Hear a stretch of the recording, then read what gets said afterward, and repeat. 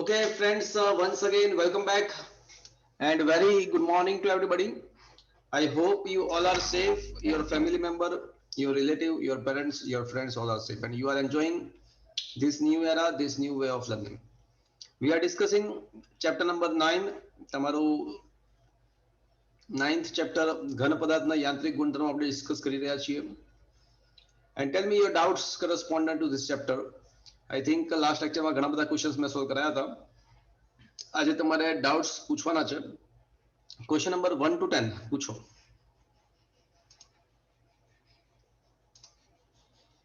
Question 1 to 10 માં doubt પૂછો.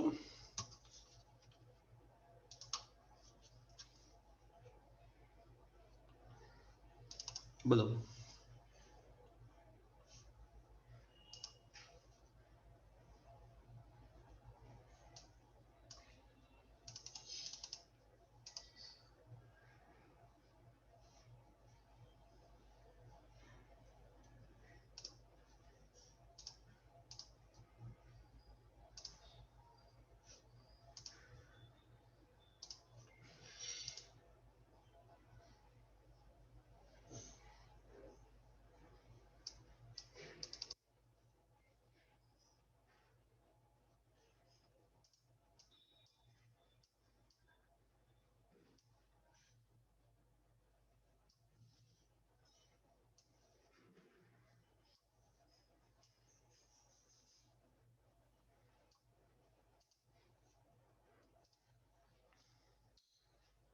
બોલો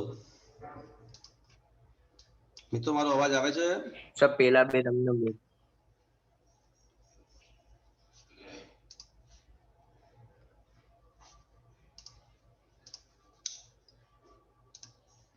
અવાજ આવે છે મિત્રો મારો? Yes, sir. ચલો 1 હા, to sir. 20 1 to 20 માં ડાઉટ પૂછો. 1 to 20.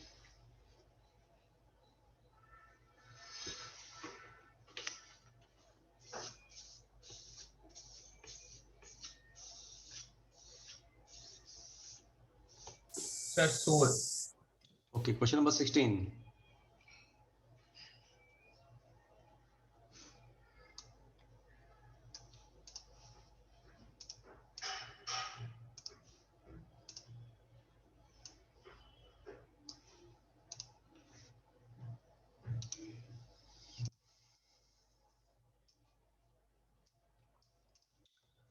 લોખંડ ધાતુમાં અણુઓ વચ્ચેનું સરેરાશ અંતર લોખંડ ધાતુમાં અણુઓ વચ્ચેનું સરેરાશ અંતર આપણને આપ્યું છે અને તેમની વચ્ચેનું આંતર અણુબળના અચળાંકનું મૂલ્ય આપણને આપ્યું છે. તો યંગ મોડ્યુલસ શોધવાનો છે. તો મિત્રો આ એક નવી વાત છે. યાદ રાખવા માટે યંગ મોડ્યુલસ નો એકમ શું છે મિત્રો? કોઈ કહેશે મને?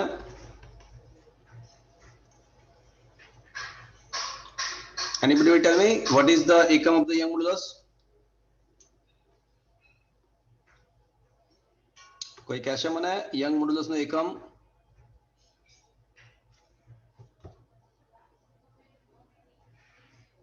ન્યૂટન પ્રતિ metre square. Very good. Newton પ્રતિ મીટર સ્ક્વેર, રાઈટ? તો એક નવું સૂત્ર છે. કોઈ પણ ઘન પદાર્થ છે ને એ સ્થિતિસ્થાપકતાનો ગુણધર્મ ધરાવે છે, એટલે એમાં યંગ મોડ્યુલસ હોય જ. અને એનું સૂત્ર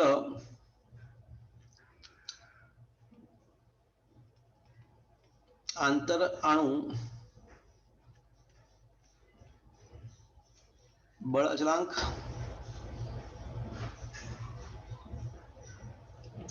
ભાગ્યા અણુઓ વચ્ચેનું સરેરાશ અંતર. બળ અચળાંકનો એકમ ન્યૂટન પ્રતિ મીટર થાય અને છેદમાં મીટર, ન્યૂટન પ્રતિ મીટર સ્ક્વેર થઈ ગયું મિત્રો. તો ઘન પદાર્થ માટે જો તમને આંતર આણવીય બળ અચળાંક આપેલો હોય, આંતર આણવીય બળ અચળાંક આપેલો હોય અને અંતર અણુ અંતર આપેલું હોય, તો એના ઉપર તમે યંગ મોડ્યુલસ શોધી શકો છો. ઓકે મિત્રો? So that is your answer. Is it okay? हाँ चलो પછી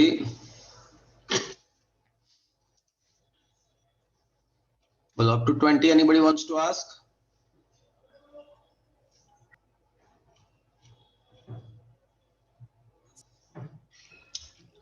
વીસ સુધીમાં કોઈને કઈ પૂછવું છે? Last call. સર આ વખતે બહુ થયા નથી એટલે તમે જે કીધા હતા કારણ કે સ્કૂલનું ને એ બધી છે ને એક્ઝામ આવે છે ને એટલે એટલે ટાઈમ ઓછો આ JEE ના નહીં થયા બહુ કઈ. ઓકે.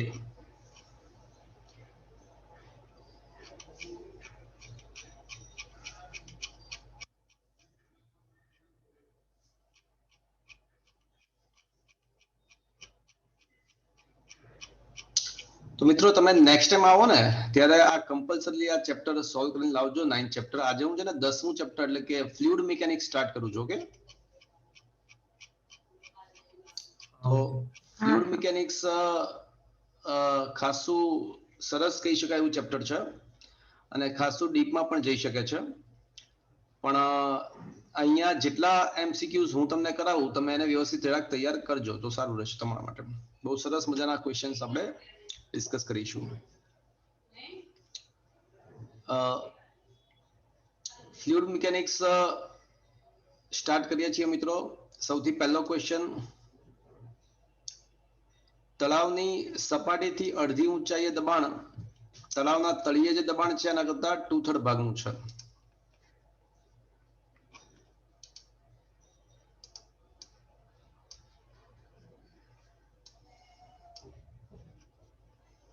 એક તળાવની સપાટીથી અડધી ઊંડાઈએ દબાણ તળાવના તળિયે રહેલા દબાણના 2/3 ભાગનું છે.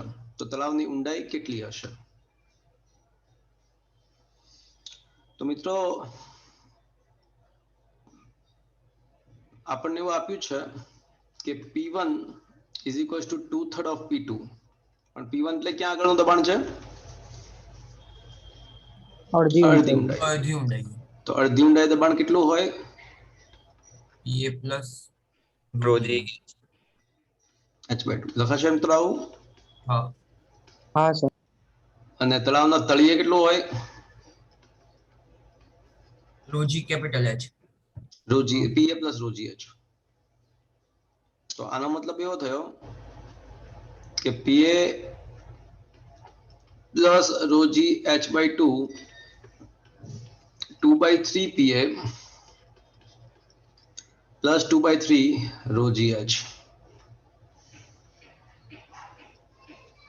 તો PA માઇનસ 2/3 PA બરાબર 2/3 રોજી h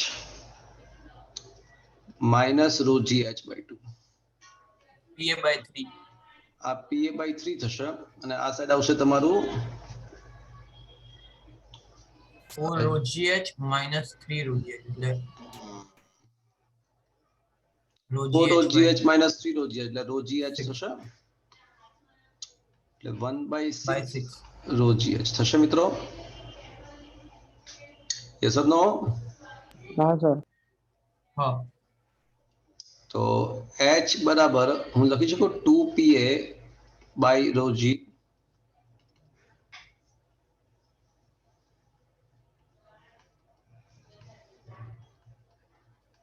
હા જીનું મૂલ્ય એપ્રોક્સિમેટલી 10 લઈ લઈએ. જીનું મૂલ્ય એપ્રોક્સિમેટલી 10 લઈ લઈએ તો 10 ની 4 ઘાત એટલે ઉડી જાય. એપ્રોક્સિમેટલી આન્સર તમારો જે આવશે 20 મીટર આવશે. 20 મીટર. आया बात समझ में? હા સર. હા સર. ओके. क्वेश्चन नंबर 2, બે જુદા જુદા પદાર્થોને તરાજવાના એક એક છેડા પર લટકાવેલા છે.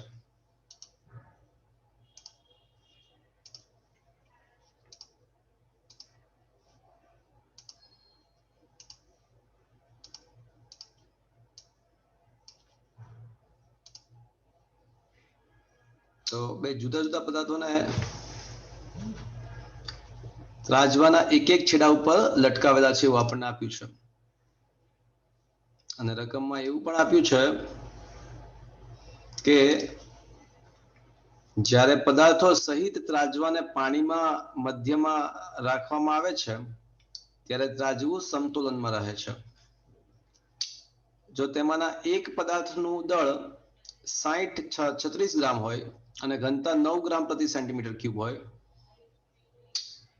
તો બીજા 48 ગ્રામ ધરાવતા પદાર્થની ઘનતા કેટલી હશે? એટલે મિત્રો રકમમાં એવું આપ્યું છે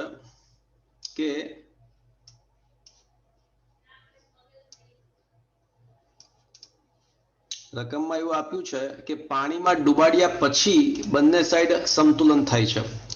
તો સૌથી પહેલા મિત્રો મારી એક વાત સાંભળી લો. પદાર્થનું હવામાં વજન કેટલું હોય ખબર છે? જે આપણે વિચારીએ છીએ તે જ mg અથવા વધારે સચોટ કહું તો v rho g. બરાબર છે. હવે વાત સમજજો મિત્રો. પદાર્થનું પાણીમાં વજન કેટલું હોય ખબર છે મિત્રો? અને આપણે f ડેશ કહી દઈએ તો પોતાનું વજનમાંથી ઉત્પ્લાવક બળ બાદ કરવું પડે. યસ ઓર નો? હા, યસ. હા સર. માની લો કે પદાર્થને આખો ડૂબાડેલો છે તો પોતાનું વજન માઇનસ વિસ્થાપિત થયેલા પ્રવાહીનું વજન માં કદ તરીકે v જ આવશે. શું કામ? કારણ કે આખો પદાર્થ ડૂબેલો છે. ઓકે, હા. v rho g કોમન તો 1 માઇનસ rho 0 બાય rho લખી શકાય. હા સર. અને v rho g બરાબર માજી લખી નાખું. હા.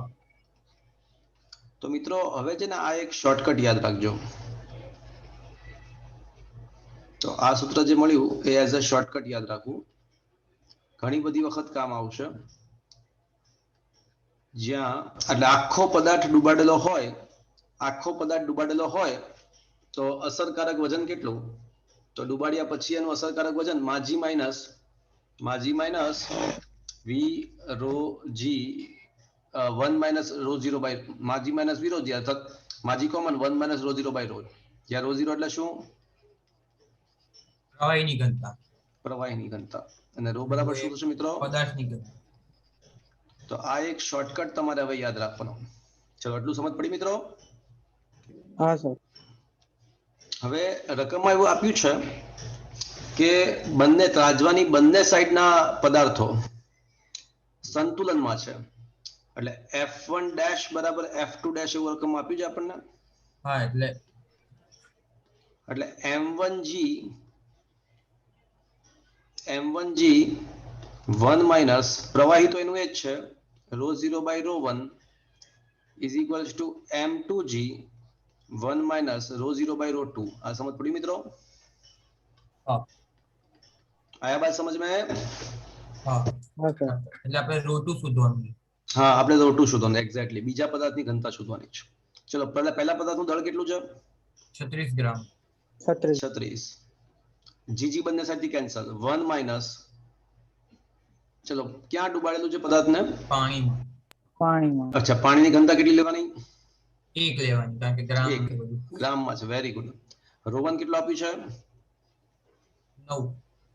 9. m2 કેટલું આપ્યું છે? 48 gram. 48. g cancel. 1 minus 1 by rho 2 જ તમારે શોધવું છે.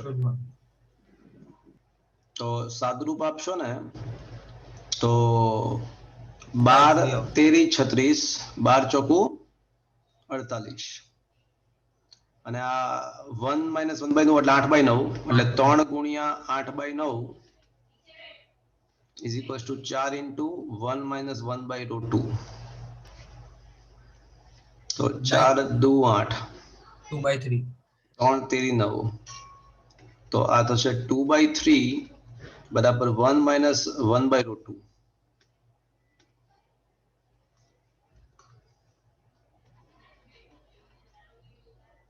તો સાદું રૂપ આપો તો 1 by root 2 શું આવશે મિત્રો? 1/3. 1 by 3. તો આમ સાબિત થાય છે કે root 2 નું મૂલ્ય કેટલું આવશે મિત્રો? 3. 3 ગ્રામ પ્રતિ સેન્ટીમીટર ક્યુબ. તો આ એક શોર્ટકટ તમારા માટે કામનો છે. Look at this. Is that clear? એટલે જ્યારે જ્યારે કોઈ પદાર્થને પ્રવાહીમાં ડુબાડવામાં આવે તો આ શોર્ટકટ ખૂબ જ કામ આવશે. Okay, okay sir.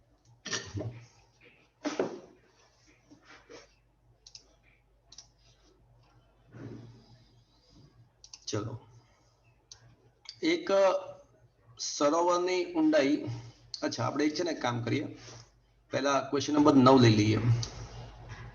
એ ઓલમોસ્ટ સિમિલર ટાઈપનો ક્વેશ્ચન છે. માં સ્ટાર્ટિંગના ક્વેશ્ચન થોડા મારે કરાવવા પડે એવા છે, બધા જ ક્વેશ્ચન, એટલે હું કરાવું છું એક પછી બતાવું. ચલો, ડી ઘનતા ધરાવતા હવાના માધ્યમમાં D1 ઘનતા વાળો પદાર્થ અને D2 ઘનતા વાળો માઝી વજન સાથે સંતુલનમાં રહે છે. તો પદાર્થનું સાચું દ્રવ્યમાન કેટલું? શું કહે છે કે ડી ઘનતા ધરાવતા હવાના માધ્યમમાં D1 ઘનતા વાળો પદાર્થ D2 ઘનતા વાળા માઝી પદાર્થ સાથે માઝીની સાથે સંતુલનમાં છે. એટલે આમાં વળી પાછું ઓલું શોર્ટકટ કે F1 ડેશ બરાબર F2 ડેશ. F1 તરીકે શું આવશે? Capital M. M1G 1 minus rho 0 by rho 1 is equals to M2G 1 minus rho 0 by rho 2. સમજમાં આવ્યું મિત્રો? હવે મારે M1 શોધવાનું છે. M1 શોધવાનું છે. પ્રવાહ પદાર્થ એટલે આ છે ને પાણી નથી પણ હવાનું માધ્યમ છે. એટલે તરલની ઘનતા તરીકે D આવશે, હવાની ઘનતા. અને પહેલા પદાર્થની ઘનતા છે ને D1 છે. બીજા પદાર્થનું દ્રવ્યમાન કેપિટલ M છે. હવાની ઘનતા D અને બીજા પદાર્થની ઘનતા D2 એવું રકમમાં આપ્યું છે. તો પ્રથમ પદાર્થનું સાચું દ્રવ્યમાન કેટલું હશે? તો M1 બરાબર M into 1 minus D by D2 upon 1 minus D by D1. आया बात समझ में? ठीक है? हाँ सर. चलो,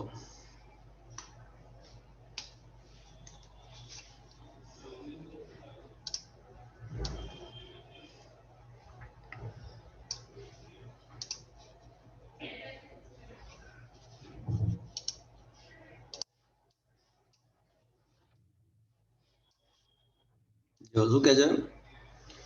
એક સરોવરની ઊંડાઈ 46.6 મીટર છે. સરોવરના તળિયે એક વજનદાર ધાતુનો ઘંટ ઊંધો પડેલ છે. આ ઘંટની અંદરની ભાગનું હવાનું કદ 50 સેન્ટીમીટર ક્યુબ છે. જ્યારે આ ઘંટને સરોવરની સપાટીમાં લાવવામાં આવે તો હવે કદ કેટલું થશે? વાતાવરણનું દબાણ 76 ના બદલે 70 સેન્ટીમીટર પારાની ઊંચાઈ છે. ખરેખર તો 76 હોવું જોઈએ. અને પારાની ઘનતા આપણને આપી છે. માની લઈશું કે આપણો જે ઘંટ છે ને એ ધાતુનો નથી બન્યો પણ એવા પદાર્થનો ઘંટ બન્યો છે. એવા પદાર્થનો ઘંટ બનેલો છે કે જે સંકોચન કે વિસ્તરણ થઈ શકે છે. એટલે આપણે સંકોચન વિસ્તરણ થઈ શકે એટલે આપણે કદ બદલાવી શકીએ એ ટાઈપનો ઘંટ છે. રકમમાં એવું આપવું જોઈતું હતું કે ઘંટ સપાટી પર આવે ને તો સમગ્ર પ્રક્રિયા દરમિયાન તાપમાન અચળ રહે છે એવું આપવું જોઈતું હતું. એટલે તાપમાન અચળ રહે છે એવું આપવું જોઈતું હતું. તો આપણે માની લઈશું કે તાપમાન અચળ છે. ઓકે, ચલો, તો તાપમાન અચળ હોય તો આપણે શું લખી શકીએ? કોઈ કહેશે?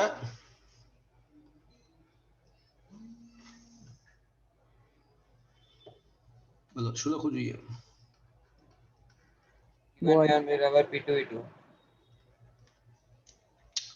તો જો તાપમાન અચળ રહેતું હોય તો કેન આઈ સે P1 V1 is equals to P2 V2?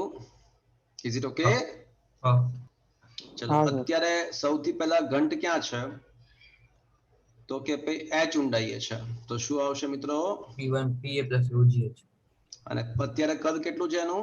50 semi. બરાબર. અને સપાટી પર આવે એટલે શું થઈ જશે? PA. PA. અને ત્યારનું કદ જ તમારે શોધવાનું છે. બરાબર? હા. ઓકે, હવે એવું કહે છે કે દબાણ છે ને વાતાવરણનું એટલે રો મર્ક્યુરી G into 76 હોવું જોઈએ ખરેખર તો, પણ 70 આપ્યું છે તો 70 લઈને સોલ્વ કરીએ. ચલો, પ્લસ રો પાણીની ઘનતા એક 1 લેવાની, CGS માં લઈએ છીએ ને એટલા માટે.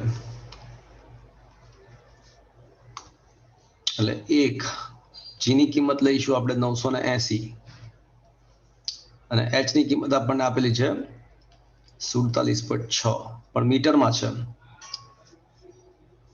એટલે 4760 સેન્ટીમીટર. ઓકે, ગુણ્યા 50 વળી પાછું P એટમોસ્ફિયર એટલે રો મર્ક્યુરી જી. અચ્છા, જી તો નીકળી જશે બધામાંથી, કેન્સલ જી તો થઈ જશે. નીકળી જશે ને બંને બાજુ એટલે જી કિંમત થાય બધામાંથી ખરી. કેન્સલ. ઓકે, અને અહીંયા આગળ 70 અને ઇન્ટુ V2 શોધવું છે. તો રો મર્ક્યુરી આપણને આપ્યું છે 13.6 ગુણ્યા 70 plus 4760 into 50 is equals two 13.6 ગુણ્યા 70 V2. તો કરો ને, 13.6 ગુણ્યા 70 પ્લસ 4760 ભાગ્યા 13.6 ભાગ્યા 70 અને જે પણ આન્સર ગુણ્યા 50 કરો તો શું આવે છે? 300 શું આવે છે? 300 300 है ना. चलो, आया बात समझ में? ठीक है, हाँ सर चलो 4th क्वेश्चन.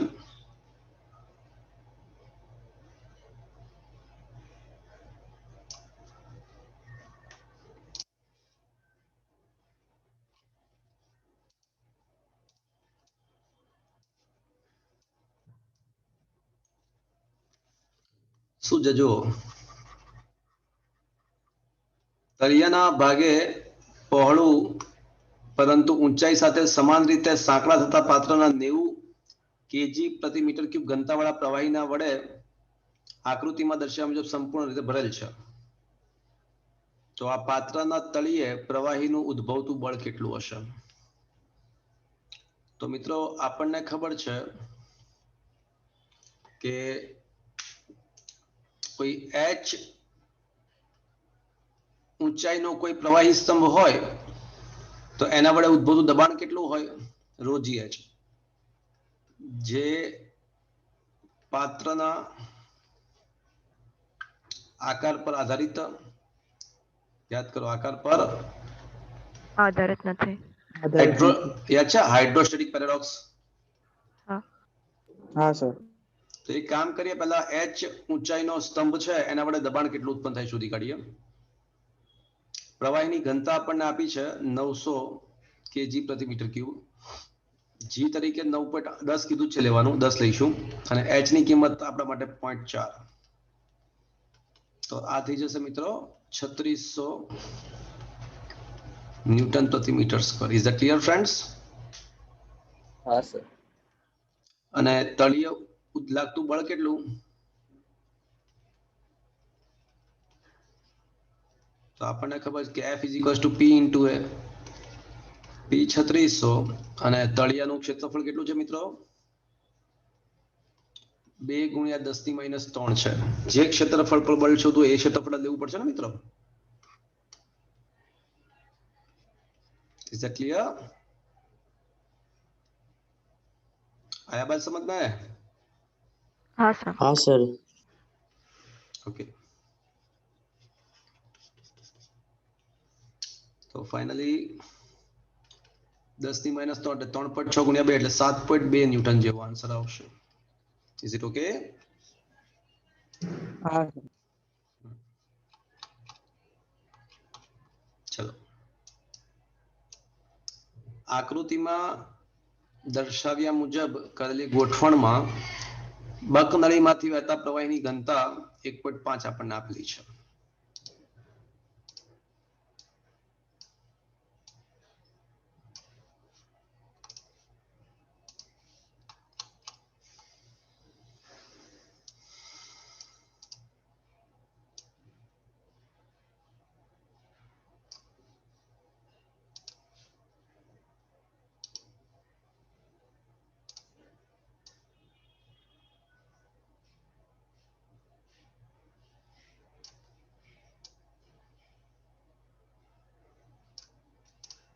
ચલો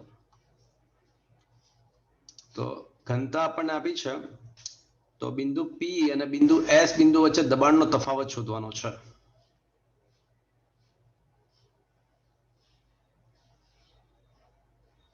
તો બિંદુ P બિંદુ અને બિંદુ S બિંદુ પાસે દબાણનો તફાવત શોધવાનો છે.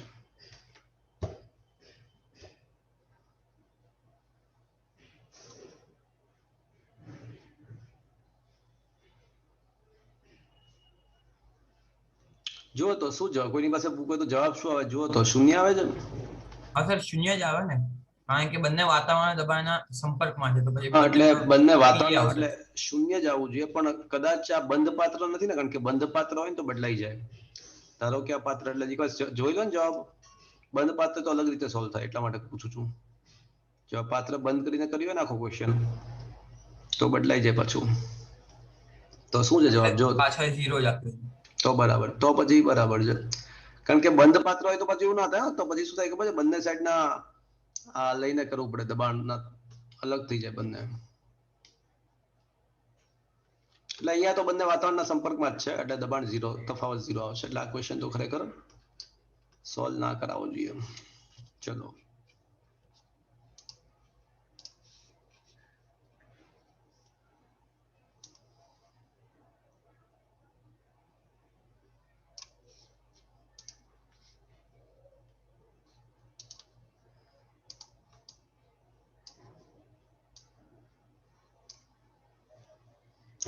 એક ટેકરીની ટોચ પર મર્ક્યુરી બેરોમીટર માં મર્ક્યુરીના સ્તંભની ઊંચાઈ 50 સેન્ટીમીટર છે.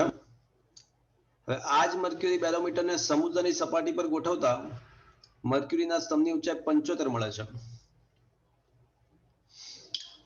તો મર્ક્યુરીની ઘનતા અને હવાની સ્તંભની ઘનતાનો ગુણોત્તર 10⁴ હોય તો ટેકરીની ઊંચાઈ શોધો. રકમમાં આપ્યું છે કે રો મર્ક્યુરી અને રો એર નો ગુણોત્તર 10⁴ છે. સમીકરણ નંબર 1. હવે એક ટેકરીની ટોચ પર, એટલે મિત્રો વિચાર કરો કે આ જમીન છે, બરાબર? આ ટેકરી છે અને અહીંયા આગળ તમે બેરોમીટર વડે દબાણ માપ્યું તો સ્તંભની ઊંચાઈ કેટલી મળી? 50 centimetre. 50 centimetre of Hg. Okay, Hg. હા. અને આ જ મર્ક્યુરી સમુદ્રની સપાટીના સમતલમાં, એટલે સમુદ્ર તો અહીંયા જ વહેતો હોય, હા કે ના? એટલે જમીન પર થયું. હા. તો અહીંયા દબાણ માપ્યું તો કેટલું મળ્યું મિત્રો? એ તો ખબર હતી કે 76 કે 75 સેન્ટીમીટર ઓફ Hg મળે. એક વાતાવરણ દબાણ, હા, વાતાવરણનું દબાણ હોય, હા કે ના? હા. ઓકે, તો આટલી વસ્તુ ઉપરથી આપણે ટેકરીની ઊંચાઈ પૂછી છે. તો મિત્રો એવું કહી શકાય કે અહીંયા આગળ જે દબાણ છે, આ જગ્યાએ દબાણ, એને આપણે P1 કહીએ. ઓકે, અને આને આપણે P2 કહી દઈએ. આ બિંદુએ દબાણને P2 કહી દઈએ. તો એક વસ્તુ કન્ફર્મ્ડ છે કે P2 બરાબર શું હશે? તો કે ભાઈ P1 plus rho air g height of the टेकरी. आया बात समझ में? સમજમાં આવ્યું આખી વસ્તુ? અહીંયા બધે હવા તો હશે જ ને, સમજ્યા? હા સર. એટલે ટોચ પર જે દબાણ હતું એના કરતા નીચે વધે, અને કેટલું વધે? તો કે ભાઈ રો એર જી એચ જેટલું વધશે. તો એનો મતલબ એવો થયો કે P2 minus P1 is equals to rho air G H. એટલે P2 બરાબર શું? તો rho mercury GH2 minus rho mercury GH1 is equals to rho air GH. आया बात समझ में? GG कैंसल, અને રો મર્ક્યુરી ભાગ્યા રો એર. ચલો H2 શું લખું મિત્રો? 75. H1 50 centimetre. રો એર તો નીચે આવી ગયું, એટલે ખાલી H તો આપણે શોધવાનું હતું. ખબર પડ્યું? H બરાબર શું આવશે મિત્રો? આ ગુણોત્તર તો આપણને આપ્યો છે rho mercury by rho air નો 10 ની 4 ઘાત 25 ગુણ્યા 10 ની 4 ઘાત 25 ગુણ્યા 10 ની 4 ઘાત એટલે 25 ગુણ્યા 10 ની 4 ઘાત નો મતલબ એકમ સેન્ટીમીટર આવશે ને? હા હા, સેન્ટીમીટર સેન્ટીમીટર. સેન્ટીમીટરમાં આવશે એટલે કેન આઈ સે 25 ગુણ્યા 10 ની 2 ઘાત મીટર હા એટલે 2500 મીટર કેન આઈ સે 2.5 કિલોમીટર 2.5 કિલોમીટર હા હા બરાબર हाँ आया बात समझ में? હા चलो सरस क्वेश्चन क्वेश्चन नंबर 7 બરફની ઘનતા રો અને પાણીની ઘનતા સિગ્મા છે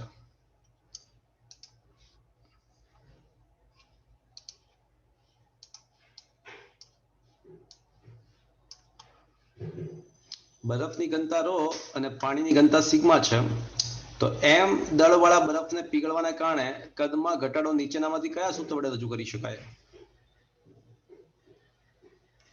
ચલો બરફની ઘનતા રો છે પાણીની ઘનતા સિગ્મા છે તો એમ દળવાળો બરફ પીગળી જાય આખે આખો તો કદનો ઘટાડો કેટલો? તો બોગસ કહેવાય, તો ક્વેશ્ચન સાવ બોગસ કહેવાય. આપણને ખબર છે કે ઘનતા ઇઝ ઇક્વલ્સ ટુ શું થાય મિત્રો? दौड़ भागा कद 2 ભાગ્યા કદ દળ ભાગ્યા કદ. તો કદ બરાબર શું થાય મિત્રો? दौड़ अपन 2 घंटा ભાગ્યા ઘનતા સમજ્યા? આવે તો પ્રારંભમાં કદ આપણે V1 કહીએ તો V1 ઇઝ ઇક્વલ્સ ટુ દળ તો એનું એ જ રહેશે પણ પ્રારંભમાં પદાર્થ બરફ બરફ છે સ્વરૂપે એટલે અને પછી અંતિમ કદ તો દળ તો એનું એ જ રહેશે પણ પછી સિગ્મા. सिग्मा તો કદનો ઘટાડો કેટલો થાય? તો V1 minus V2 m common 1 upon rho minus 1 upon sigma. એટલે આ તો બોગસ ક્વેશ્ચન. સમજ્યા? આવે ઇઝ ઇટ ક્લિયર?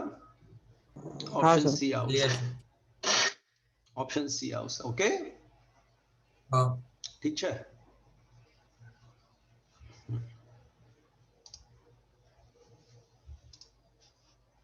ચલો 8મો પ્રશ્ન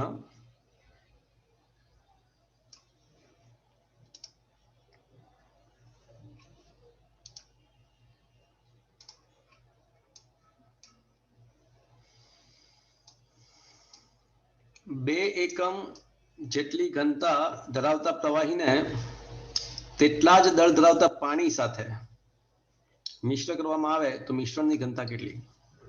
તો મિત્રો આપણને એવું આપ્યું છે કે રો1 બરાબર 2 એકમ છે અને રો2 બરાબર કેટલા એકમ છે? પાણી છે. પાણી માટે શું કરીશું આપણે? एक ઓકે સર આપણે જે આ એકમ લઈએ રોવન નો એ પણ સીજીએસ માં જ લેવો પડે ને? હા સીજીએસ માં છે બધું. રો2 પણ એટલે રકમ આપવું પડે કે 2 એકમ સીજીએસ એકમમાં ઘનતા હોય તેવા પ્રવાહીને. ઓકે હા અથવા 2 સેન્ટીમીટર પ્રતિ 2 ગ્રામ પ્રતિ સેન્ટીમીટર ક્યુબ એવું રકમ આપેલું એવું રકમમાં આપેલું જો માની લઈશું આપણે. Okay is it clear? Okay એટલે 2 હા, ગ્રામ clear. પ્રતિ સેન્ટીમીટર ક્યુબ આપેલું છે એવું ધારી લઈશું. ઓકે ચલો હવે મારે શું શોધવું છે મિત્રો?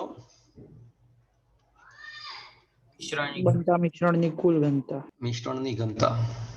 તો ઘનતાનું બેઝિક ઇક્વેશન શું છે? दौड़ भागा कद તો કે ભાઈ દળ ભાગ્યા કદ. તો કેન આઈ સે દળ ઇઝ ઇક્વલ્સ ટુ બંને પદાર્થનું ભેગું દળ અને કદ બરાબર બંને પદાર્થનું ભેગું કદ. શું આવું લખી શકાય મિત્રો? हाँ सर હા પણ દ્રવ્યમાન તો રકમમાં એવું આપ્યું છે કે એટલા જ દળ છે એટલે 2m છે હા m1 બરાબર m2 હા 2m અને કદના બદલે m બાય રો1 અને m બાય રો2 લખી શકું? હા આનું સાદું રૂપ આપશો ને તો શું મળશે ખબર છે? 2 રો1 રો2 upon ρ1 plus ρ2 રો1 પ્લસ રો2. એટલે આ શોર્ટકટ આપણને શીખવા મળ્યો. આ કોની યાદ અપાવે છે? 2v1 v2 upon v1 to plus v1 v2 હા, v1 પણ plus આ v2 શોર્ટકટ ક્યારે વાપરવો ખબર છે? સમાન દળના બે જુદા જુદા પ્રવાહી મિશ્ર કરતા મિશ્રણની ઘનતા. અને એ જ પ્રમાણે એક શોર્ટકટ બની શકે ρ1 પ્લસ ρ2 બાય 2, પણ આ ક્યારે બની શકે?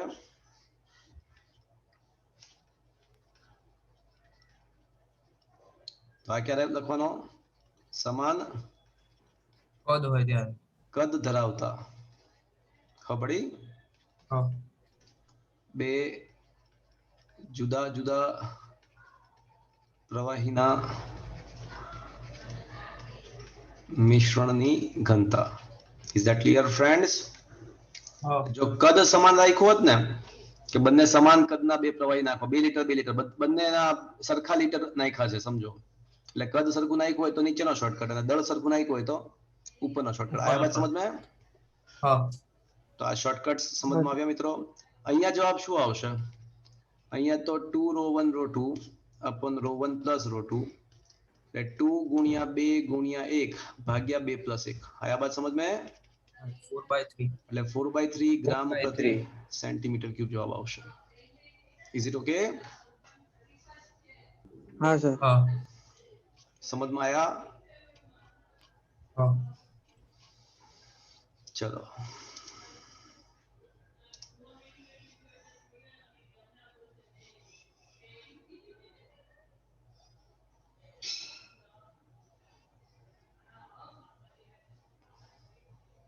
હવે થોડા ટ્રાય કરો તમે. 11 12 13 14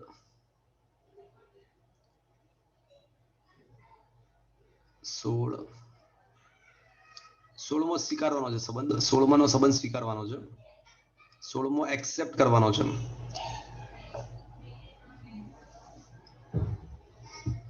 17 આપણા ટેક્સ્ટમાં જે છે એ ટાઈપનો ક્વેશ્ચન છે. 18 19 થઈ ગયા જુઓ, હે ને? હા થઈ ગયા. हाँ सर। વચ્ચે જે સ્કીપ કરાવો છો ને, હવે તમે ટ્રાય કરજો.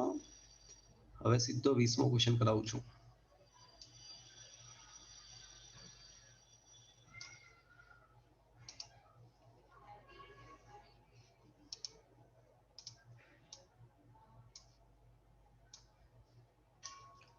મર્ક્યુરી બેરોમીટર જ્યારે ઉર્ધ્વ ગોઠવેલી હોય ત્યારે એની ઊંચાઈ 76 છે એવું રકમ આપ્યું છે. માની લો કે આ સમુદ્ર સપાટી છે. આ સમુદ્ર સપાટી પર બેરોમીટર મૂકીએ આપણે, તો ત્યાં આગળ પારાના સ્તંભની ઊંચાઈ, ઉર્ધ્વ એટલે એક્ઝેક્ટ 90 ડિગ્રી હે ને? હા એક્ઝેક્ટ 90 ડિગ્રી. તો આ રીતે બેરોમીટર મૂકવામાં આવે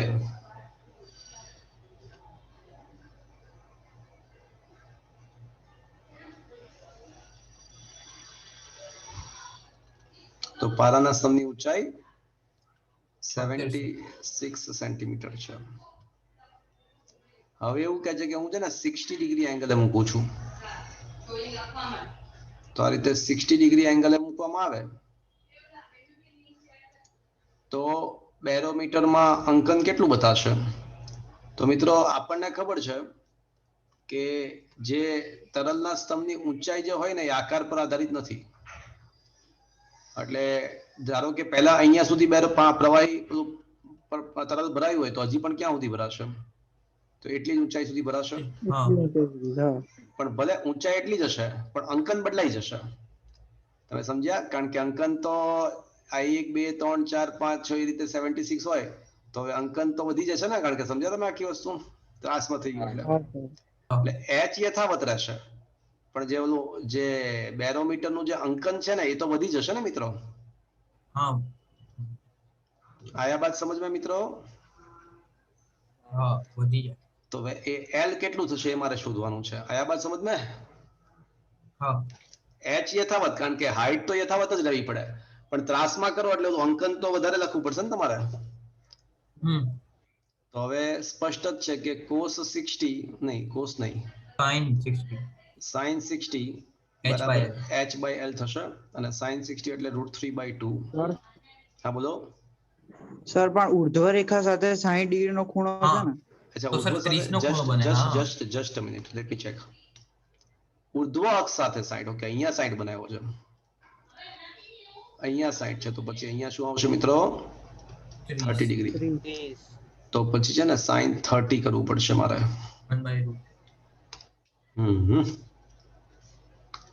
એટલે 1/2 બરાબર h/l, તો l બરાબર 2h, એટલે 2 ગુણ્યા 76, સમજ્યા? તો 152 સેન્ટીમીટર આવે. એટલે હવે અંકન કેટલું બતાવશે? તો 152 પર બતાવશે. આયા બાત સમજ में?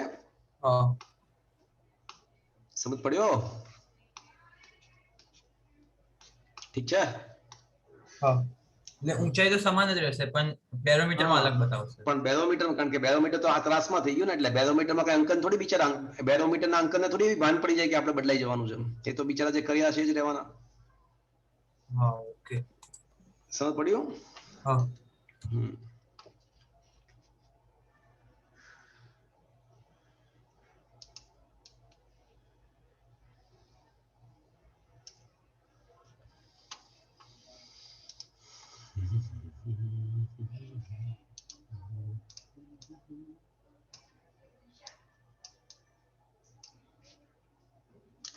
સમુદ્ર સપાટી પર પાણીની ઘનતા ρ0 છે. પાણીનો બલ્ક મોડ્યુલસ b હોય તો y ઊંડાઈએ ઘનતા કેટલી? ચલો મિત્રો, સૌથી પહેલા તો બલ્ક મોડ્યુલસ યાદ છે મિત્રો? Minus PV by delta we -p upon delta v by v0. हाँ के ना? हाँ વેરી ગુડ. તો delta v by v0 is equals two, હું શું લખી શકું? -p by b લખી શકું મિત્રો? હા हाँ लखी शकाय. તો ડેલ્ટા v બરાબર v minus v0 by v0 is equals to -p by b. એટલે can I say v by v0 -1 is equals to -p by b? લખી શકાય? हाँ હા તો can I say 1 minus v by v0 is equals to p ના બદલે હવે p by b. Okay, લખી શકાય મિત્રો આવું? હા हाँ लखी शकाय. હવે કદ ઇઝ ઇક્વલ્સ ટુ દળ ભાગ્યા ઘનતા. તો 1 માઇનસ v બાય v0 એટલે ઉલટું વ્યસ્ત ચલન છે. v ચલે છે 1 upon ρ થાય એટલે વ્યસ્ત થઈ જશે. તો શું આવશે મિત્રો? Rho by m. ρ0 બાય ρ. અને ઇઝ ઇક્વલ્સ ટુ p એટલે કેટલી ઊંડાઈએ દબાણ? તો કે ભાઈ y ઊંડાઈએ દબાણ. Rho g y. હા, એટલે it is a ρ g y upon b. આયા બાત સમજ में? हाँ ઠીક છે. તો ρ0 બાય ρ, અહીંયા આગળ ρ0 dy, હા, પાણીની ઘનતા ρ0 જે સ્ટાર્ટિંગમાં જે હતી એ. તો ρ0 બાય ρ બરાબર શું થશે? 1 માઇનસ ρ0 gy બાય b થશે આવું મિત્રો? હા તો મારો જે ટાર્ગેટ છે ને, એક વખત ρ શોધવાનો છે. y ઊંડાઈ ઘનતા એટલે ρ શોધવાનું છે. पहला जमनी बाजू लखता લઈ લે પછી ઊંધું કરી નાખો. તો ρ બરાબર ρ0 ભાગ્યા 1 માઇનસ ρ0 gy બાય b આવું લખાય મિત્રો? હા તો સર ρ બરાબર ρ0 into 1 minus ρ0 gy by b raise to -1 લખી શકાય? હવે -1 ને શું ગણવાનું? -1 ને શું ગણીશું? કોઈ કહેશે? -1 શું છે? કોઈ કહેશે?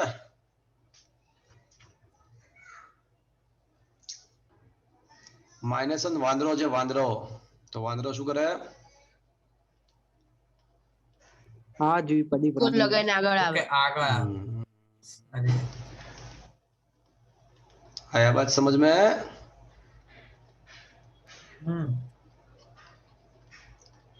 જુઓ તો આ જવાબ આ બરાબર આવ્યો છે? જો તો આપણો એકવાર ક્રોસ વેરીફાઈ કરો ને જરાક. જોવું પડશે મારે. ચેક કરો તો સર બરાબર. સર સર આ -1 વાળું શું હતું? દ્વિપદી વિસ્તરણમાં કર્યું હતું ને આપણે એકવાર. ઓકે ઓકે ઓકે હા એક બરાબર. h ઊંચાઈ વાળો એક ક્વેશ્ચન હતો, ખબર છે તમને? પૃથ્વી સપાટીથી ઊંચાઈ સાથે ગુરુત્વ પ્રવેગમાં ફેરફારમાં 1 યાદ છે? minus 2h by g એવું કરી દીધું આપણે. g at h is equals to अच्छा g at earth 1 minus h by 2h/g. हाँ 1 plus h by r e raised to minus 2 હતું બધી minus 2 ના કુમર આવે अच्छा એટલે 1 minus 2 h upon r is હા બરાબર. Okay sir.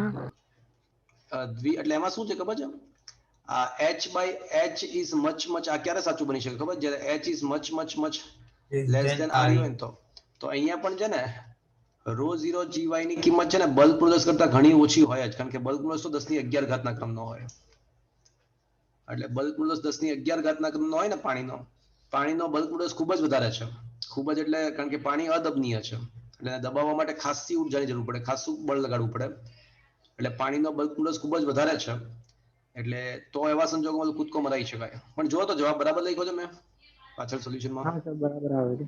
હા તો પરફેક્ટ અને આવું અને- શા માટે અને એઝ અ શોર્ટકટ પણ વાપરી શકાય ને. શું કહો છો ના એઝ અ શોર્ટકટ નહીં વાપરવાનું આને કારણ કે આ તો પાણી અદબનીય છે એટલે પાણી માટે લાગુ પડે હવા માટે લાગુ ના પડે પાછું હા બરાબર.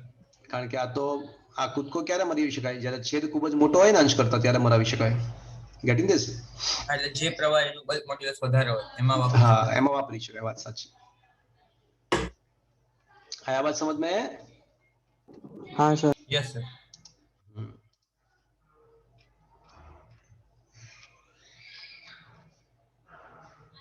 ચલો હવે 22માં ક્વેશ્ચનમાં શું આવશે ચલો તો કોઈ કહેશે મને 22માં ક્વેશ્ચનમાં 22-23માં તમને ખબર છે ચલો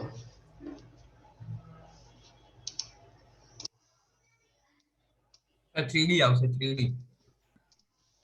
એટલે 22માં કયો સૂત્ર વાપરવાનું ρ1 + ρ2 + ρ3/3. પરફેક્ટ 2D આવશે 2D. 2D છે સર.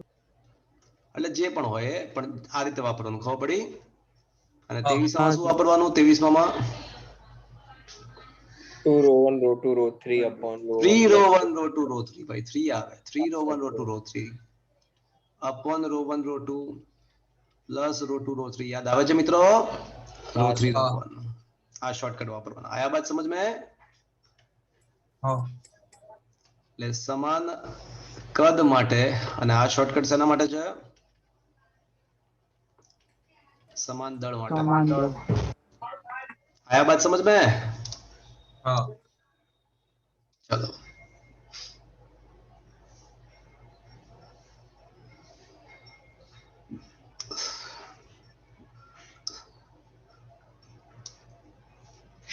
क्वेश्चन नंबर 25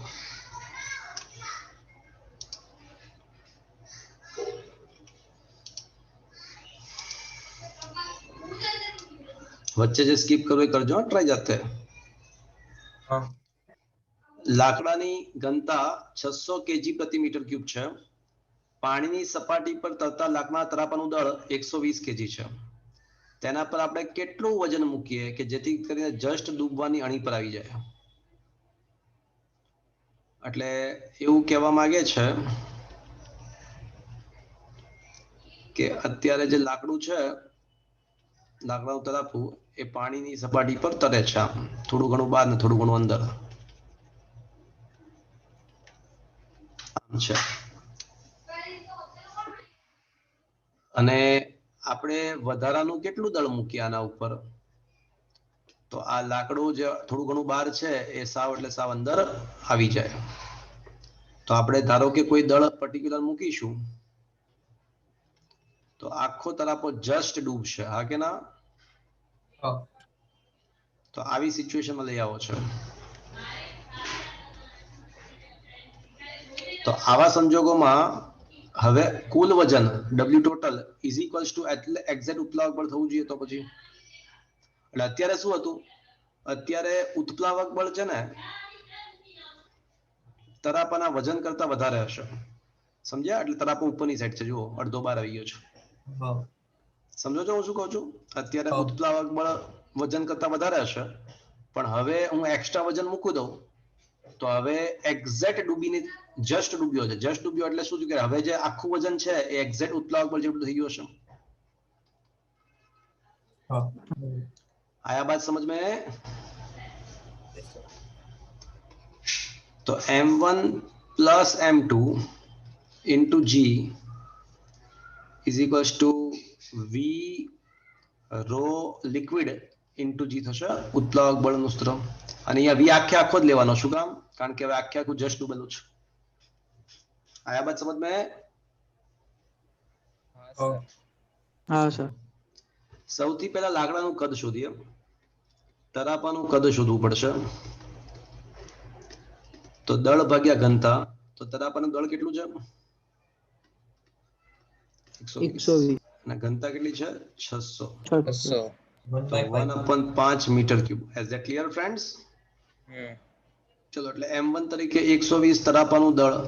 વધારાનું કેટલું વજન મૂકવાનું એ તો શોધવાનું છે આપણે. જીજી કેન્સલ. v તરીકે 1/5 અને પાણીની ઘનતા 1000. આયા બાત સમજ में? हाँ થશે 200. लेंथ बराबर 80. તો 80 કિલોનું વજન જો એના ઉપર મૂકી દે તો એ ડૂબી જશે. ઠીક છે? हाँ સમજમાં આવે છે મિત્રો? હા સર.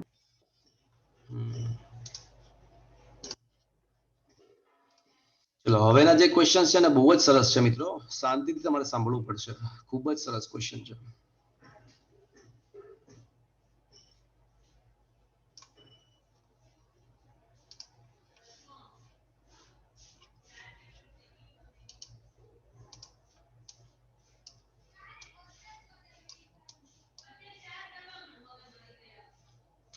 શું કહે છે કે 1.2 ગુણ્યા 10⁻³ કેજી પ્રતિ મીટર ક્યુબ ઘનતા ધરાવતા પ્રવાહીમાં અર્ધ ગોળાકાર આકારનો બાઉલ પ્રવાહીની સપાટી પર આખો ડૂબ્યા વિના તરે છે.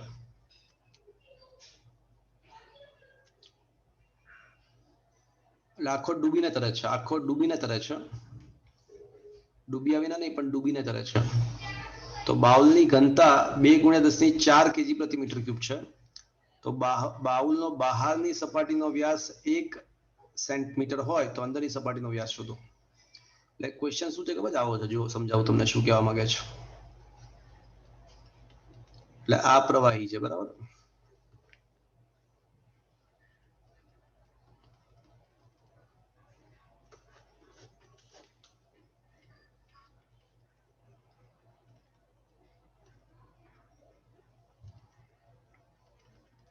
હવે એના ઉપર છે ને બાઉલ નાખવામાં આવે છે.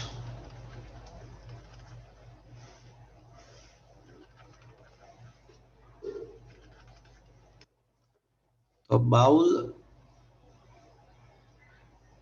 આમ ડૂબી જાય છે પણ આમ આ રીતે ડૂબીને તરે જ પાછો. આખો ડૂબીને તરે છે.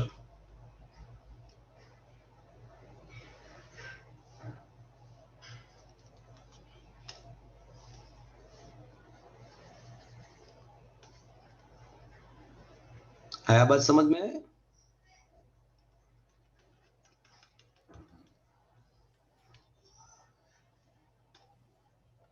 ऐसे डूबीને તરે છે એટલે જે બાઉલની અંદર પ્રવાહી ભરાતું નથી એવું ને? હા એક્ઝેક્ટલી. બાઉલની અંદર પ્રવાહી ભરાતું નથી. ઓકે આ રીતનું છે. સમજમાં આવ્યું મિત્રો?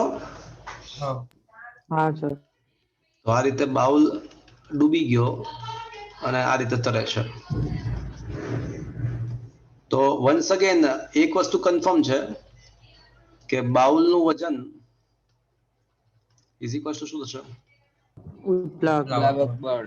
ઉત્પ્લાવક બળ થશે. હા કે ના? हाँ હવે બાઉલનું વજન કેટલું? તો કે ભાઈ બાઉલનું વજન એટલે કદ ગુણ્યા ઘનતા ગુણ્યા જી થશે. દળ ગુણ્યા જી. हाँ અને ઉત્પ્લાવક બળ એટલે વિસ્થાપિત થયેલા પ્રવાહીનું વજન.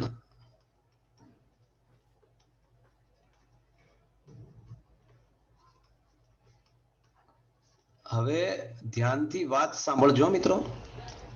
માની લો કે અંદરની ત્રિજ્યા r1 અને બહારની ત્રિજ્યા r2 છે. તો બાઉલનું કદ કેટલું ગણાય? 2/3 પાઈ જાય. એટલે તો જો આખો ગોળો નથી અડધો ગોળો છે એટલે અડધો ગોળાકાર બાઉલ એટલે 4/3 ના આવે 2/3 આવશે. અને pi r2 cube minus r1 cube R1 cube. Into g into rho. આ સમજમાં આવ્યું મિત્રો? હા અને વિસ્થાપિત થયેલા પ્રવાહીનું કદ કેટલું આવશે? તો વિસ્થાપિત થયેલા પ્રવાહીનું કદ 4/3 પાઈ r2 ક્યુબ આખે આખું. જો જે પ્રવાહી વિસ્થાપન પામી ગયું છે એનું તો કેટલું વિસ્થાપન કર્યું હશે? તો એને તો હા, એને તો આટલું બધું વિસ્થાપન થઈ ગયું ને પ્રવાહીનું. તો પ્રવાહીનું તો વિસ્થાપન જો અહીંયા તો પ્રવાહી છે જ નહીં એટલા ભાગમાં, અહીંયા તો પ્રવાહી છે જ નહીં ને, એટલે વિસ્થાપિત થયેલા પ્રવાહીનું કદ તો આટલું આખે આખું બધું થઈ જશે. યસ ઓર નો? આયા બાત સમજ में? હા સો અહીંયા તો 4/3 2/3 પાઈ r ક્યુબ જ આવશે અને ઇન્ટુ પ્રવાહીની ઘનતા અને ઇન્ટુ જી. જી બંને સાઈડથી કેન્સલ. 2/3 પાઈ કેન્સલ. તો મારો ટાર્ગેટ શું છે? અંદરની સપાટીનો વ્યાસ. બહારની સપાટીનો વ્યાસ આપ્યો છે. બહારની સપાટીનો વ્યાસ કેટલો છે? 1 મીટર. એટલે R2 આપ્યું છે. હા, એટલે r2 0.5 નો ઘન. r1 ઘન શોધવાનો છે. r1 ઘન શોધવાનો છે. રો છે ને, રો આપણને એટલે બાઉલની ઘનતા 2 × 10⁴ છે. 0.5 નો ઘન r to the 0.5 નો ઘન જ છે ને રો2 આપણને આપી છે. રોએલ આપણને આપી છે. કેટલું આપી છે રોએલ? 1.2 into 10 raised to 1.2 10⁻³ 10⁻³ કેન્સલ. અહીંયા 20 રહેશે. 20 × 10⁻³ સમજ્યા? હા તો હવે 0.125 100.125 માઇનસ r1 ઘન into 20 is equals to 0.125 ગુણ્યા 1.2 એટલે 0.125 માઇનસ r1 ઘન અને 20 વડે ભાગવું પડશે પાછું. તો 0.125 ગુણ્યા 1.2 ભાગ્યા 10 એટલે 0.12 ભાગ્યા 2 એટલે 0.0075 ક્યાંથી 0.075? આખા જવાબ. Okay fine. એટલે 0.125 માઇનસ r1 ઘન બરાબર 125 છંક એટલે 250 750 અને બીજા 10 ની -5 ઘાત 0.0075 0.0 750 0.0075 r1 ઘન એટલે 0.125 માઇનસ 0.0075 તો શું આવે આવડું? આમ પાછળનું ઘનમૂળ કાઢવાનું 0.1175 0.1175. તો હવે આનો log લઈ લેવાનો ભાગ્યા n 100 એવું ના થાય ને, પણ એવું ના થાય. 117.5 ગુણ્યા 10 ની -3 કરી નાખાય. હવે થોડું વિચારાય. ચલો 117 આવ્યું ને, 4 નો ઘન 64 થાય, 5 નો ઘન 125 થાય, એટલે 4 અને 5 ની વચ્ચે કંઈક આવશે. 4 નો ઘન 64, 5 નો ઘન 125 અને 117 છે એટલે 5 થી થોડુંક જ ઓછું એટલે લગભગ 4.8 કે એવું કંઈક આવશે અને 10 ની -1 ઘાત એટલે 4. હા બધા નજીકના આન્સર છે. ગદ્દારી થઈ ગઈ આપણી સાથે સાવ. સર આમાં અમને એક રીત શીખવાડી હતી કોઈ પણ સંખ્યાનું n મૂળ શોધવા માટે. શું શીખવાડ્યું તું? બોલો. કેલ્ક્યુલેટર વગર? હા કેલ્ક્યુલેટર વગર ના, કેલ્ક્યુલેટર log ખાલી શોધવો પડે, log ને એન્ટી-log લેવો પડે. સૌથી પહેલા જે સંખ્યા હોય ને એનો log લઈ લેવાનો ભાગ્યા જે સંખ્યા જેમ કે ઘનમૂળ હોય તો 3 ભાગ્યા 3, 5 હોય તો છેદમાં 5 ને એ જે સંખ્યા મળે એનો એન્ટી-log એટલે તમારો જવાબ મળી જાય. હા, એ તો બરાબર જ છે ને, તો થઈ જ જાય ને, કારણ કે r⁻1/3 એટલે 1/3 log કરીએ તો log માં 1/3 આગળ આવી જાય, log r. સમજ્યા ને? એ તો થવાનું જ છે ને, એ તો સ્વાભાવિક છે. એટલે મોટી વસ્તુ નથી, પણ કેલ્ક્યુલેટર નહીં અલાઉડ છે, અલાઉડ નથી. લોચા શું પડ્યા ખબર પડી તમને? 0.48 લગભગ આપણી રીતે આવે, પણ 4.8 10 ની -1 ઘાત 10 ની -, એટલે 0.48 ધારો કે લાવીએ તો આ 3 જેમ ડબલ કરો એટલે વ્યાસ મળે. પણ લોચા એ પડ્યા કે બધા નજીકના આન્સર છે. હવે 117.5 નું એક્ઝેક્ટ ઘનમૂળ કેટલું આવે જાણવું પડે, કારણ કે નજદીકના આન્સર એટલે આચું તો ગણાય જ નહીં. આ ક્વેશ્ચન ગણાય જ નહીં, છોડી દેવાય JEE માં. કારણ કે હાવ નજદીકના ઓપ્શન છે બધા. એટલે આપણો આન્સર તો જો 0.48 ત્રિજ્યા આવી. હા, ત્રિજ્યા આવી આપણી, અને ડબલ કરો એટલે વ્યાસ આવે. તો આપણા માટે વ્યાસ શું આવ્યો? લગભગ 0.96. પણ એ તો આપણે એવું ધારીને ચાલ્યા કે 117.5 નું ઘનમૂળ 4.8 છે. હવે 4.85 હોય શકે, એટલે 0.97 આવી શકે. 4.898 આવે. શું આવે છે? 4.898. એટલે 4.9 આવે છે ને. તો પછી આ આનો 0.98 આવશે જવાબ. આ બાદ સમજ મેં. પણ બોગસ ઓપ્શન છે. 0.97, 0.98, 0.99 એવો બોગસ ઓપ્શન છે, એટલે ના ગણાય. પણ મેઇન મેથડ તમને સમજ પડી? મેઇન તો અમે એ શીખવાડવાનું હતું કે આ બાઉલ આવી રીતે ડૂબાયેલો હોય તો કઈ રીતે શું ચેન્જ થાય. મેઇન તો આ સ્ટેપ શીખવાડવાનું હતું મારે તમને. આ સ્ટેપ શીખવાડવાનું હતું. ખબર પડી? Outdoor step. હા સર. મેઇન તો આ સ્ટેપ સમજવાનું હતું. Is it clear? ચલો પછી એનથી પણ એક સરસ ક્વેશ્ચન લઈએ આપણે મિત્રો. બહુ જ સરસ ક્વેશ્ચન છે.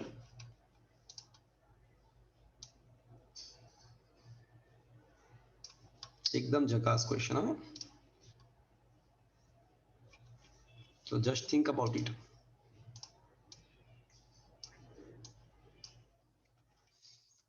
આ ત્રિજ્યાના કોન્ક્રીટના ગોળામાં આ ત્રિજ્યાની બખોલને લાકડાના વહેરથી ભરેલી છે. એટલે શું છે કે કોન્ક્રીટ, આટલો ભાગ કોન્ક્રીટ છે. જો આ જે ભાગ છે ને એ કોન્ક્રીટ છે, અને એની વચમાં શું છે મિત્રો? લાકડાનો વેર. લાકડું છે.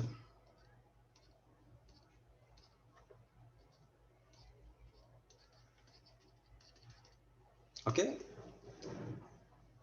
તો ક્વેશ્ચન એવો છે કે કોન્ક્રીટ અને લાકડાના વહેરના દળનો ગુણોત્તર.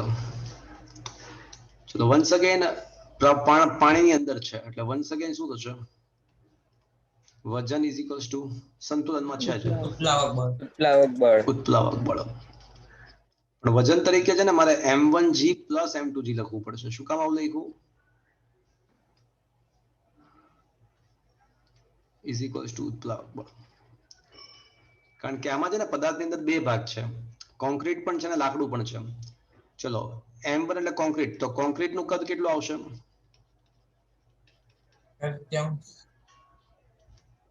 બોલો, કોન્ક્રીટ નું કદ કેટલું આવશે? 5r તૃતીયાંશ. બોલો શું લખું? 5r³ - r. થશે મિત્રો? ઇન્ટુ કોન્ક્રીટની ઘનતા ઇન્ટુ જી. ચલો લાકડાનું દળ કેટલું આવશે? તો ભાઈ લાકડાનું કદ કેટલું આવશે? ઇન્ટુ ઘનતા ઓફ વુડ, લાકડું, ઇન્ટુ જી. અને ઉત્પ્લાવક બળમાં તો વિસ્થાપિત થયેલા પ્રવાહીનું વજન. ઉત્પ્લાવક બળ એટલે વિસ્થાપિત થયેલા પ્રવાહીનું વજન. સર આમાં તમે g કેમ મતલબ રો કેમ લખ્યો ફરી? કારણ કે દળ ઇઝ ઇક્વલ્સ ટુ કદ ગુણ્યા ઘનતા. હા હજી તો ઓકે કદ ગુણ્યા ઘનતા અને ગુણ્યા જી. બરાબર. કદ ગુણ્યા ઘનતા ગુણ્યા જી. Is that clear? હા બરાબર. ચલો વિસ્થાપિત થયેલું પ્રવાહીનું વજન માટે કદ કેટલું લેવાનું આવશે? તો વિસ્થાપન પ્રવાહીનું કેટલું થાય છે? તો એ તો 4/3 પાઈ કેપિટલ R ક્યુબ જ આવશે, ઇન્ટુ પ્રવાહીની ઘનતા ઇન્ટુ જી. આયા બાદ સમજ મેં? હા સર. એટલે મેઇન તો આ સૂત્ર સમજાવવાનું હતું. આ ખબર પડી મિત્રો તમને? હા આ સર. સ્ટેપ મેઇન છે. આયા બાદ સમજ મેં? ઇઝી સર ટુ આ તમે અન્ડરસ્ટુડ? ઘનતા લાસ્ટમાં જે ઈ લખ્યું છે એ શું છે? એ કોની ઘનતા છે? કોની વાત ચાલી રહી છે સમજ ન તું? લેફ્ટ રાઈટ સાઈડ કોની વાત ચાલી રહી છે? ઓકે ઓકે, અરે બરાબર, મને ખબર નથી. હા જો આ છે ને એ કોન્ક્રીટ થાય, પછી આ જે આવશે એ શું આવશે? વુડ આવશે, હે ને? અને આ જે આવશે લિક્વિડ આવશે. ઓકે, હા ઓકે. હા સર. સમજ્યા? તો વુડ પેલા કોન્ક્રીટ નું કદ કેટલું? તો કે ભાઈ કોન્ક્રીટ તો જે મધ્ય ભાગ છે ને એ લાકડું છે, પણ આજુબાજુનો ભાગ કોન્ક્રીટ છે. તો કોન્ક્રીટ નું કદ કરવા માટે આપણે આખા કદમાંથી વચ્ચેનું કદ બાદ કરી નાખ્યું. લાકડાનું કદ કેટલું? તો કે વચ્ચેનું છે એ જ. અને વિસ્થાપન કેટલું થાય? તો વિસ્થાપન તો આખે આખું જ થવાનું છે ને, જેટલો બોલ પદાર્થ ડૂબેલો છે. Is that clear? હા સર. ચલો 4/3 પાઈ 4/3 પાઈ બધામાંથી કેન્સલ, જી પણ બધામાંથી કેન્સલ. તો capital R cube minus small R cube into ઘનતા ઓફ કોન્ક્રીટ પ્લસ લાકડાની ઘનતા ઇન્ટુ સ્મોલ આર ક્યુબ, લિક્વિડની ઘનતા ઇન્ટુ કેપિટલ આર ક્યુબ. આવું થશે મિત્રો. ઠીક છે. હવે છે ને મારે શોધવું છે શું ખબર છે તમને? કોન્ક્રીટ અને લાકડાના વહેરનો દળનો ગુણોત્તર. એટલે દ્રવ્યમાન ઓફ કોન્ક્રીટ અને દ્રવ્યમાન ઓફ વુડ શોધવું છે. એટલે દળ ઇઝ ઇક્વલ ટુ વળી બાજુ કદ ગુણ્યા ઘનતા. એટલે 4/3 pi capital R cube minus small R cube ઘનતા of concrete upon 4/3 pi only small r cube into ઘનતા of wood. આ તો બધું ઉડી જશે. એટલે capital R cube minus small R cube upon a small r cube into rho concrete upon rho wood. એટલે in short capital R અને small R વચ્ચેનો સંબંધ મારે જોઈએ. કેપિટલ આર અને સ્મોલ આર વચ્ચેનો સંબંધ મળી જાય ને તો મને છેલ્લો જવાબ મળશે. એટલે એના માટે હવે જોઈએ શું કઈ કઈ વસ્તુ આપણને આપી છે. બધાની સાપેક્ષ ઘનતા આપેલી છે. તો આ એક કામ કરીએ, આને રો એલ વડે ગુણી નાખીએ પાણીની ઘનતા વડે, તો બધાની સાપેક્ષ ઘનતા થઈ જશે. હા સર. ચલો તો હવે capital R cube minus small R cube rho concrete upon rho liquid, એટલે સાપેક્ષ ઘનતા કોન્ક્રીટની કેટલી આપી છે? 2.4 2.4 પ્લસ હવે આની 0.3 અને આર ક્યુબ બરાબર. તો 2.4 R cube minus R cube 2.4 small R cube, તો 2.4 માઇનસ 1 એટલે 1.4 કેપિટલ આર ક્યુબ થશે અને ઇઝ ઇક્વલ્સ ટુ આ સાઈડ આવશે 2.1 સ્મોલ આર ક્યુબ. એક સ્ટેપ ગપચાયું મિત્રો, ચાલશે? હા હા ચાલશે. 2.4 R cube minus capital R cube એટલે 1.4 અને આ સાઈડ નામે આ સાઈડ લઈ ગયા તો શું થશે? 7 દુ 14 7 તેરી 21 એટલે 2 R cube is equals to 3 small R cube. એટલે એનો મતલબ કે સ્મોલ આર ક્યુબ છે ને, અચ્છા કેપિટલ આર ક્યુબ છે ને 3/2 સ્મોલ આર ક્યુબ થશે. ઓકે, તો હવે આ કિંમત મૂકીએ અહીંયા આગળ આપણે. તો કેપિટલ આર ક્યુબ ના બદલે 3/2 સ્મોલ આર ક્યુબ, તો 3/2 small R cube minus small R cube upon small R cube બધું કેન્સલ થઈ જશે. ઓકે, અને આની હા અને આની તો સાપેક્ષ ઘનતા આપણને આપેલી જ છે રો કોન્ક્રીટની. એટલે બંનેને આ રો લિક્વિડ ભાગી નાખે તો સાપેક્ષ ઘનતા થઈ જાય ને બંનેની. હા એટલે 2/4 upon 0/3. એટલે આ 2.4/0.3 સમજ્યા? હા આર ક્યુબ ઉડી ગયું, ખબર પડી ને તમને? 1/2 into 8 1/2 ગુણ્યા 24/3 તો 8 તેરી 24 4 આન્સર આવશે. સરસ ક્વેશ્ચન, ખબર પડી તમને મિત્રો? આયા બાત સમજ में? હા સર. પણ મેઇન તો આમાં કોણ ડૂબેલું છે અને કેટલું વિસ્થાપન થાય છે ને બધું વિચારવું પડે. ખ્યાલ આવ્યો આખી વસ્તુ? આયા બાત સમજ में? હા.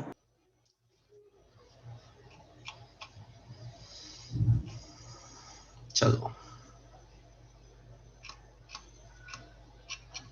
Question number 28.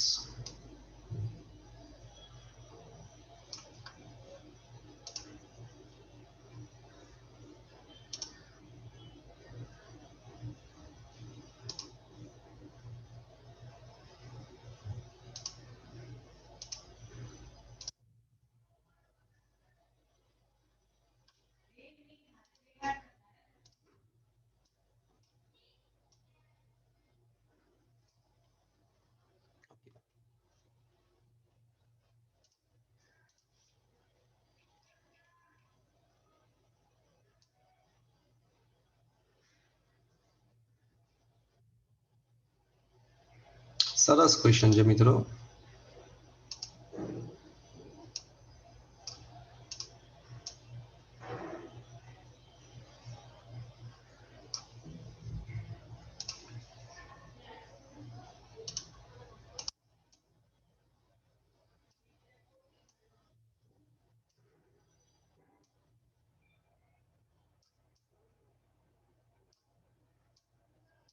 ઓકે, એટલે દર્શાવ્યા અનુસાર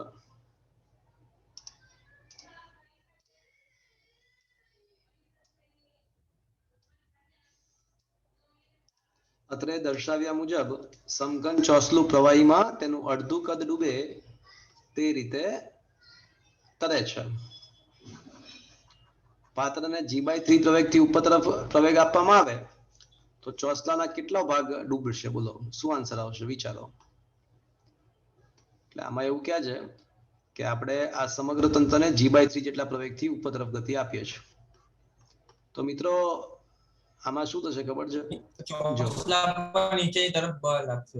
એટલે મિત્રો આમાં એવું થશે કે પ્રવાહી પર પણ નીચે તરફ G/3 પ્રવેગ લાગશે અને પદાર્થ પર પણ G/3 નીચે પ્રવેગ લાગશે.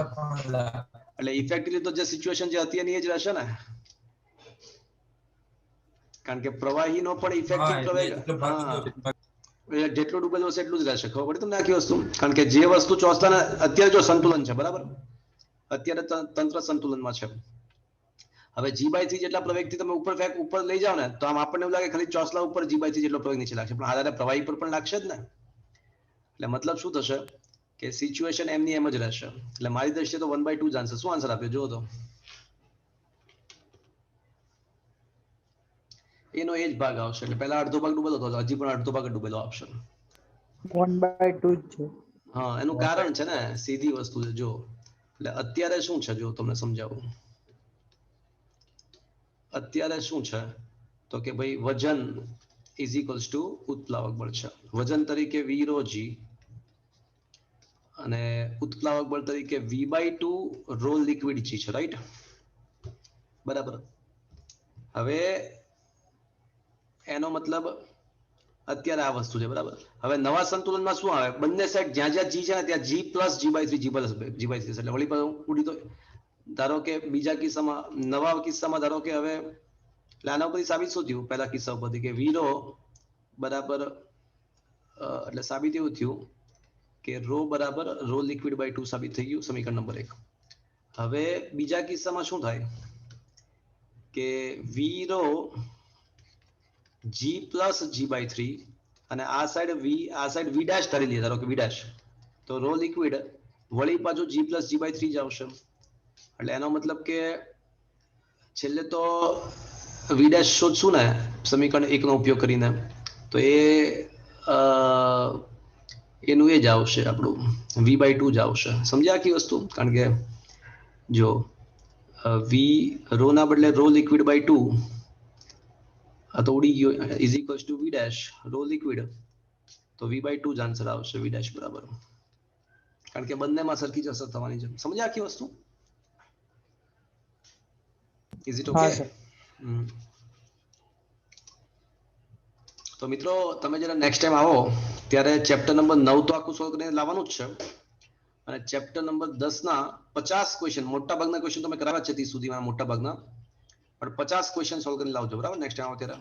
સર નેક્સ્ટ ટાઈમ લેક્ચર હશે કારણ કે અમારે એક્ઝામ ચાલતી છે. નેક્સ્ટ ટાઈમ ની હોય, એક્ઝામ પછી સન્ડે લેક્ચર હશે સીધો. હવે ઓકે, પણ ત્યારે ચેપ્ટર નંબર 9 સંપૂર્ણ અને ચેપ્ટર નંબર 10 ના 50 ક્વેશ્ચન સુધી સોલ્વ કરી લાવવાનું. Okay sir. Okay sir.